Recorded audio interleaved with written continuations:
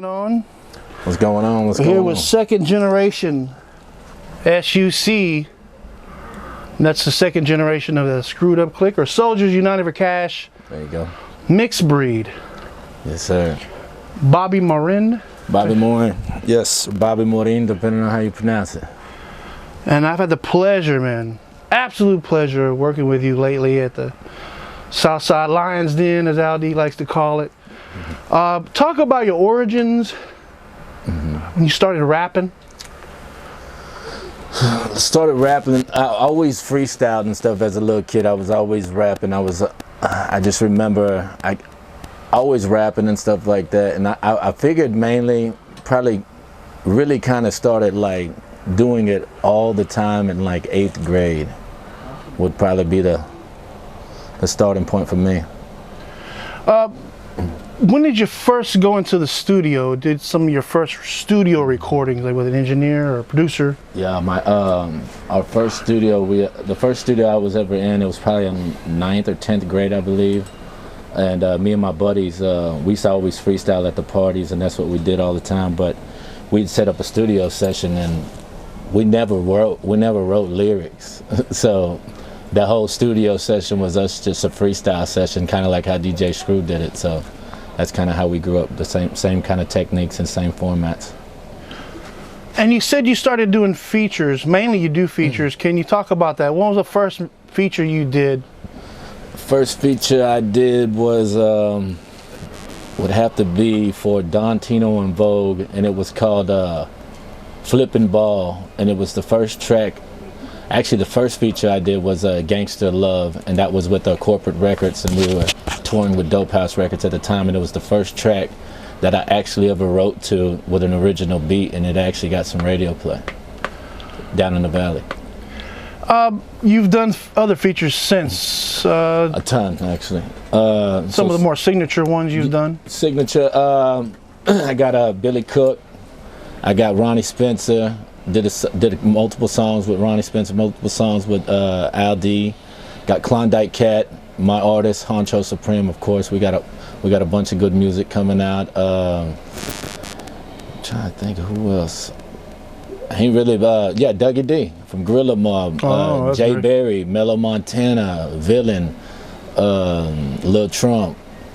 I mean, I got a lot of features on this project already. Man. There's a lot of people. Most of these people thrive out either the Southwest or Southeast, but I have been tapping into the North Side and kind of plugging it up with there, especially with my homeboys from the Wolfpack and all them boys. We've been knowing each other for years already. So now this second generation Screwed Up Click, right? Yes, sir. This probably originated, what, 2-3 years ago? Tell me about its origins and Aldi and how it all started. From what I know, I believe that they might have started this in about 2015, I believe. Because I remember me and Aldi was just getting off of, we was locked up together, and we was just getting out, and it hadn't even been like established yet, and that was in 2013. So I remember in about 2015, it was the first time that I think I heard anything about it, and I believe it starts with Manny B, Beezy, Villain, Aldi, and your boy Cuz Madrano, I believe.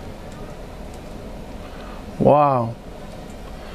And the whole logo and everything, that was Villain, or I'm not sure. Just want to start doing the shirts? I'm not sure exactly who created the logo, but I love it. Yes. Yes, I love the logo. It is awesome. Talk about, you talked a little bit about Aldi. When did you first meet him, and when you started getting involved, doing records, recordings with him? I met Aldi in 2013 in an after hour, and we had a mutual girlfriend, and she introduced us, and she had been trying to like link us up, and she wanted us to meet each other for a while, but then it finally worked out, and I had spit for him that night, and that night we chilled and stuff and kicked it for a little bit, and then the next morning I had got an inbox on Facebook saying that he wanted me to be on his project. I think it was called The Art to War at the time, I think. And it was a big thing, and I was excited about it, and then like literally like a week later I got locked up, and I thought I like messed up all the opportunity and everything like that. And it's funny because I'm sitting in Hayes County in San Marcos, and I'm telling people my story and letting them know who they're asking about me and different stuff, and I'm telling them what was going on right before I got locked up, and I can kind of see them like, yeah, whatever, you know, kind of thinking he's bullshitting, right? And then I'm laying down in bed one morning, and I get tapped on my shoulder, and they're like, hey, Mixbreed, someone here is saying that they know you. And it's like 8 o'clock in the morning, so I'm like, what the fuck, you know what I mean? Mm-hmm. So I look over, and I'm still like half asleep, and I look back, and it's fucking Aldi. And there he is to confirm like my story and all this other stuff that I was already saying, and so everybody was like, "Shut the fuck up," you know what I mean? Right. And then we actually took over the tank, to be honest with you. Right. Welcome. Together, actually, yeah. And we ended up being cellies, man. It was crazy. We ended up being like monkeys, like right next to each other. We worked it out, figured it out one way or another. You know what I mean? Shortly over time, we was right next to each other, literally like. Pretty much college shots in San Marcos, so it was good times, man. And it was funny because it's like the worst time ever, right? It's supposed to be the worst time of your life ever. You're locked up. True. But here I am. I'm locked up with fucking Aldi. Right. You know what I mean? A fucking legend. So to me, it was like, fuck. That was like the biggest blessing of my life, and so I knew what it was. And you know that even before he got in there, though, anytime I ever been locked up, you know, I have a routine and stuff on how to pass time, and so all I do is write and work out and different stuff like that. And I think he caught eye of that, and he saw my work ethic, and I think maybe that was more than anything that maybe impressed him while we was in that little bitty time together. You know what I mean? Because like both parents are military, so I was very military raised and stuff like that, so I'm very military minded when it comes to a lot of things like in life. Aldi's a great talent scout, let alone artist to himself, right? He's the one who brought in Zero, you know what I'm saying? Exactly, man. I mean, and you yourself are quite the talent scout, I might add, because talk about, you know, Lil Spill, Lil Trump, the talent, Carly Michelle you brought to the Lions Den. Right. Talk about all that talent, man, in your arsenal. This is another thing people gotta understand. I started my own, like, I was a talent scout. You know, I had my own label like in 2006, so I was always scouting talent. I was always on the scene. I was always moving around on my own dime too. Like, I never really got help from anybody with anything, but talent was just something, man. I think just because I was so in love with music, man, I always had my ears open, and I was always wanting to find the next great thing. Just in case I didn't make it or whatever, I wanted to play some part or some way in the music industry, whether it be writing, whether it was a hype man, whether it was the boss who owned the record label or something. You know, I always wanted just to have some type of foot in with music, because music is everything. This is it, you know, it ain't nothing but life to me, you know. I did 2 mixes which you got in on, and that's the COVID Killer, which people can watch on rec.tv, by the way, and Rundown Belfort. Yeah. And in those was Red Dirt and Sit Back and Think About It. Yeah, Think About It. Yes, sir. Talk about those songs, man, especially Sit Back and Think About It. It's a very deep song. I love that song. So Think About It, it was just at a time, man, where it was like, I had kind of taken I haven't never really taken breaks, like, but I had just took a little more of a break, like, than I had usually done. And I had just Honcho Supreme had just asked me to be his manager. We had just dropped his album. His album blew the fuck up, you know, was doing numbers, like bigger numbers than pretty much anybody in Houston at the time. He was fucking killing everybody with only my backing and my funding, you know what I mean? And he was locked up most of the time, and that album is still just running, and it's running up, and he became something phenomenal and a sensation. And that right there, I think, sparked another, like, hunger in me. It was like, you know what? I wasn't really feeling a lot of the new school stuff, because I grew up in the old school era, backpacking CDs, no digital platforms, nothing like that, where you had to go to the car shows, you had to actually talk to the people, you had to communicate, you had to hit the beaches, you had to do all that kind of stuff, and you had to be out there for people to even know who you were. So whenever this YouTube and all this other stuff started hitting, it was different for me, but I saw the potential, and I knew how big it was and how strong it was. And it's so crazy, even to this day. It's something that I sit back and I think about when I'm looking at the social media platforms and stuff like that. I just think about, like, in our times, real gangsters and real rappers and real people like that, they stayed away from social media. You know what I mean? Like they wouldn't post anything. They never. That was never a cool thing. Like you would actually, you might have got your ass whooped for doing some shit like that back in the day. You know, so I'm very cautious of what I put out. You know what I mean? Because that's a powerful thing when you can click a button and you can talk to the whole world like that. So people got to understand how powerful that really is, and to understand on how you have to market your stuff. So I try to keep my content, you know, positive, you know what I mean, motivated and lifting, you know what I mean, opposed to just negative and shooting stuff. And don't get me wrong, I love that whole street shit. I love all that stuff because I feel it drives me, and I thrive off of it. You know what I mean? It makes me hungry, and especially when I'm in the studio or something, like when I'm in the hood and stuff like that, and it's time to wreck the mic and stuff like that. Just those vibes and that energy. Sometimes I think because I was so used to being in all these parties and all these places, and everywhere I went, everybody was like, rap, sing, you know what I mean? Right, put it on the spot. Dude, like so many crazy things, country beats, rave beats, all types of shit. And it was like, I was like, I'm not gonna rap because then you're gonna think that I can't rap. But then if I do rap on this beat and I murder it, you're gonna be like, holy fuck. Right. So it was one of those things. It was kind of like a testimony to and proving it to myself that I could do it. Right. And I think that's where my drive is a lot different than other people's too, because if I ain't just blessed with the talent to do it, I will work my dick off to make sure that I become one of the best at it. And right before this interview, it's so ironic, the irony here. Right. That Little Flip contacted you. And what a better representation. I remember Flip started, he was on everybody's mixtape that had and was doing a mixtape. Never squander an opportunity. Right. And eventually he got his break on the radio with I Can Do That. Right. And that was it. He exploded into the ether, right? But just like you said, never squander an opportunity. Whatever door is open, you're gonna walk through it and see what happens. You know? It's the power of now, and you know, taking that opportunity and running with it, man. Like artists gotta understand, like those times, like that time when we had our first generation screwed up click, the cipher at the screw shop. You know, that was a time that was the history. That'll never happen again. Right. So with that being that, you know, it was when you look back at that video 30 years from now, and this stuff is being talked about, and they're trying to make documentaries and all this other cool shit about then, that's gonna be the one that they pull up. Right. That's the first one. Right. So people can say this, they can say that, but that's the times. And I feel like, you know, I worked my ass off my whole life, maybe just for that one little opportunity right there. Because now that's set in stone on something totally different, and people gotta understand. I've made, because in Alvin, Texas, no one's really done anything with rapping or anything like that. There ain't too many people.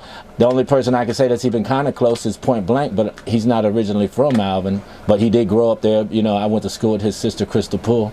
You know, we're cool as shit. You know, she's good people, but nobody really just be repping Alvin. So I've been a first to do a lot of firsts there, and like it's not talked about as much as I feel like it should be. But at the end of the day, I know no matter what, it's gonna be brought up because it's there. You heard it here first, man. And it happened, yeah.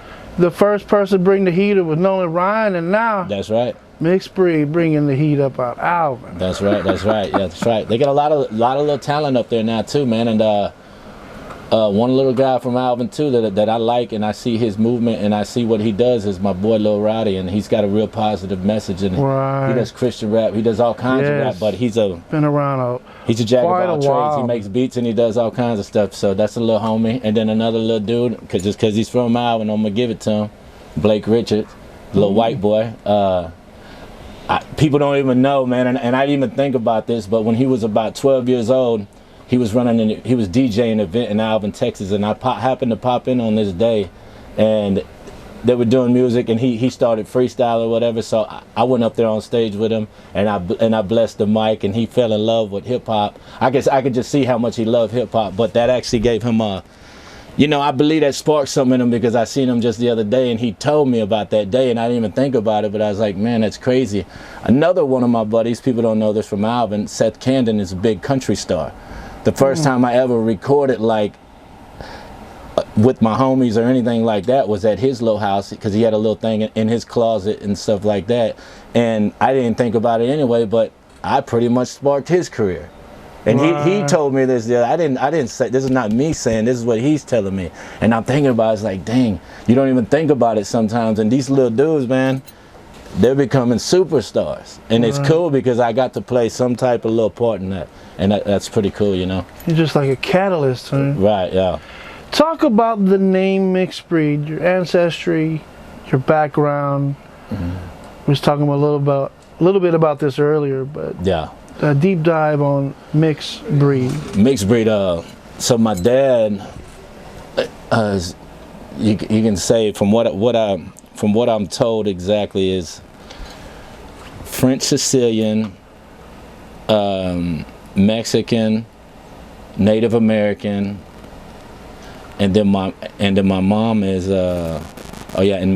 Mexican. My mom is Irish, English. We have English royalty blood in us. We have my mom also is, like, if you remember the Hatfields and McCoys. Yes. I believe I'm a Hatfield on my side. On her side, we're part of that Hatfield side. Wow. And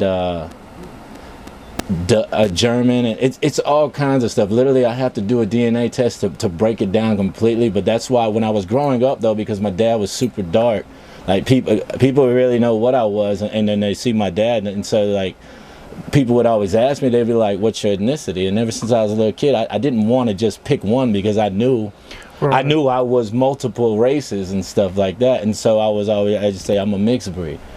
And then whenever I just remember filling out paperwork and any kind of legal paperwork and all that stuff, and I just used to check them all. Everything that I was, I'd check every single one of them, or I'd put other. And it was just funny to me growing up that little. That's great, man. It hits home with me because my 3 children are all different shades, you know, right? And, which is America to me, right? Right. The big gumbo.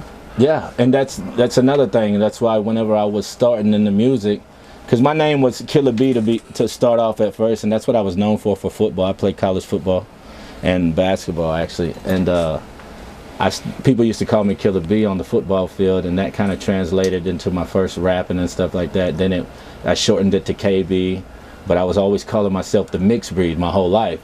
And then you had KB the Kidnapper, you had KB from Wu-Tang. You know, this is what the Killer Bees was known for, Wu-Tang. Right. KB the Kidnapper, and I didn't want to be related to everybody else's identity. I wanted to create my own image. I wanted to create my own platform, my own styles, my own everything, just because I felt like I was different. And I felt it's important to have your own identity in the music game as well.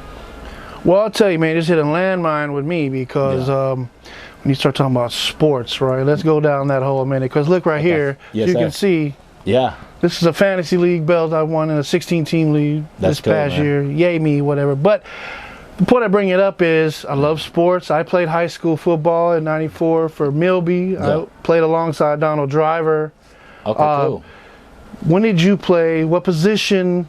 When was this? This is for Alvin High School, the Oilers? Alvin, Yellow Jackets, actually. Yellow Jackets, okay. Pearland Oilers. Yeah, right. They're right down My bad, okay, no, yes. Pearland is right down the road. That's your rival, I imagine. Yeah. One of them. I love Pearland. You know, I got a lot of people. But your defense, offense, man? Both, actually, man. I grew up, both sides? Yeah, both sides of the field. People don't know, man. I was kind of like a Bo Jackson type athlete. I was MVP in not only football but MVP in basketball. Really? My senior year, yeah. And that's kind of hard to do, to be on both. What position you played in basketball? Basketball shooting guard. Wow. Yes, and then Mr. Greenlight? Yeah. I was wetting boys up. I had a badass. We had a badass coach that came from what was it? Compton High, I believe, and Coach Eck, man, he used to do a lot of shooting camps and stuff with Michael Jordan and different stuff like that, and it was like a blessing to our small town because this dude was basketball knowledge. Like you think of guys like coaches like s.g.s.u.c. and Bobby Knight and stuff like that. This is the fucking level that this guy was on, knowledge-wise, coaching, teaching, just fucking pounding.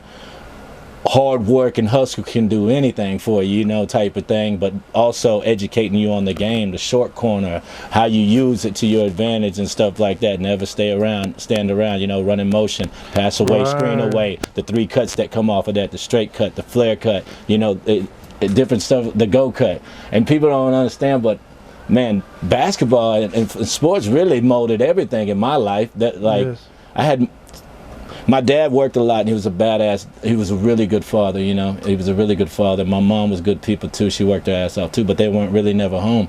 So my other father figures were my coaches and stuff like that. So they all played a big part in my life as well. And then the guy that I'm named after, people don't know this, but Bob Allen, he's actually a Hall of Fame wide receiver from Texas Tech University. So.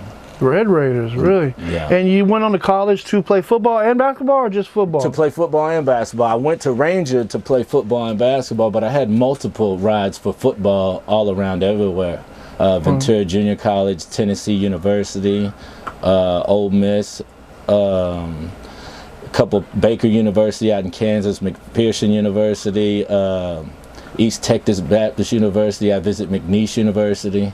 I had a lot of opportunities.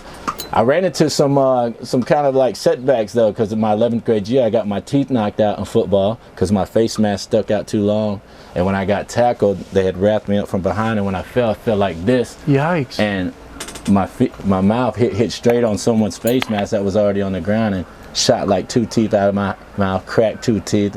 It was a whole big thing, and so I didn't even know if I was going to be able to play my senior year.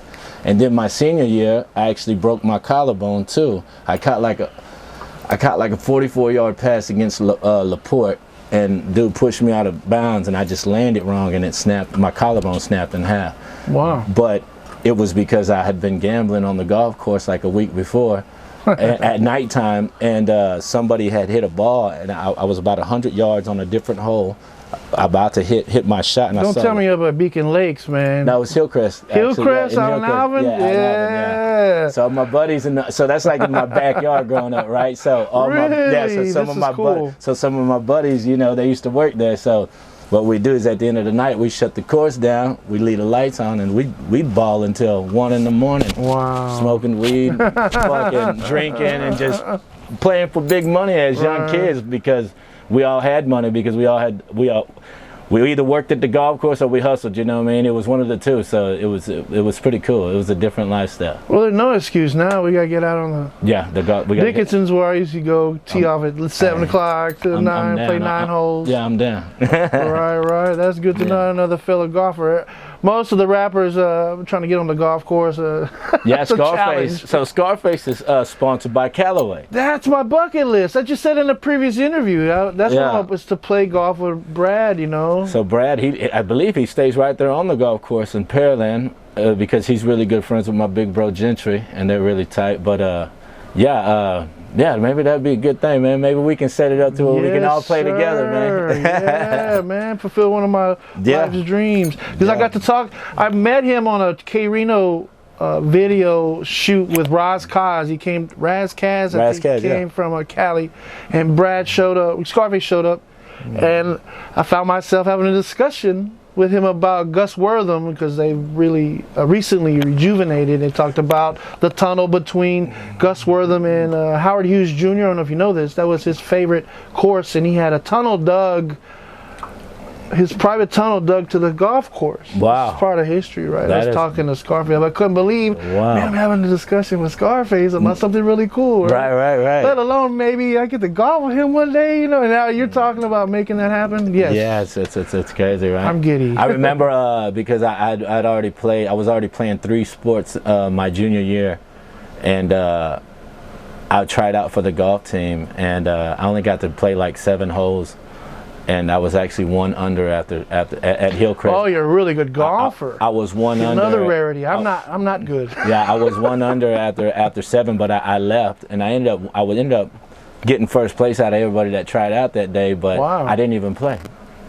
I didn't even play on the golf team because I wanted to go play football and basketball. I feel that, man. And people don't understand. Even when I did come back from playing football and basketball, and I chose to start doing the music thing, and I went on tour like Dope House and all these people and stuff like that, I was still hustling at the golf courses every weekend. Like every weekend, I was hustling on the golf course. Me and all my buddies and stuff like that I grew up with.